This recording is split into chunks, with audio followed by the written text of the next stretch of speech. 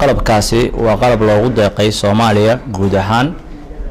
Puntland waxay qayb u heshay qayb kamid ah qalabkaas ilaahay maadi maanta waana la yaalaan qalabkaas oo hadda waxay ku sugan yihiin goobta oo maanta aan wareejinaynaa qalabkaasi waxay isugu jiraan ambulance oo laba gaari ah oo quality-gooduna aad u fiican yahay iyo gaari meydka ah gaarigu meydku shirkadda Kibaarko ayaa ku deeqday iyada halka labada gaari oo kale ay ku deeqeen dawladda Sacuudiga hay'ad la yiraahdo Wami oo aad wada garanaysaan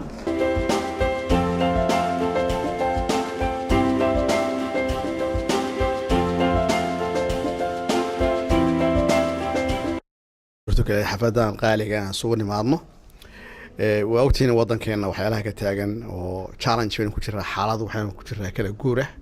oo dhibaatooyin fara badan oo aynu soo maray rabnaa inaan ka baxno meelaha markaan ku daran bulshadana waxa waa caafimaadka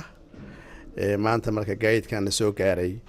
oo ay dawladda Sacuudigu ay noogu deeqday iyo khayraadayaasha kale waliba magaci la sheegay hay'adda Wami iyo intii kale oo muxuu fuudeysay aad iyo aad baan uga mahadcelinaynaa waad ogtiin baabuurka hadda loo keenay waxa jira shidooyin isbitaalka ka horeysa inta isbitaalka la soo gaarin dagaalka cayo kale magaalo weyn bay noqotay oo ilaa kiiloomitir badan jira gaaraysa inta isu jirto marka shirarka ka dhaca magaalada dhexdeeda iyo agaarkeeda ay ku filayeen baan rajeynayaa waad garan kartaan waa baabuur loo design gareeyay meelo wadooyin highway oo aan raf mari karin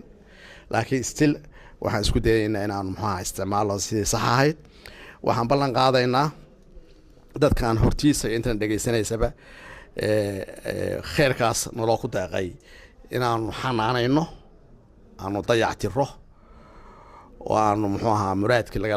gaaray inta cimrigoodu dhan yahay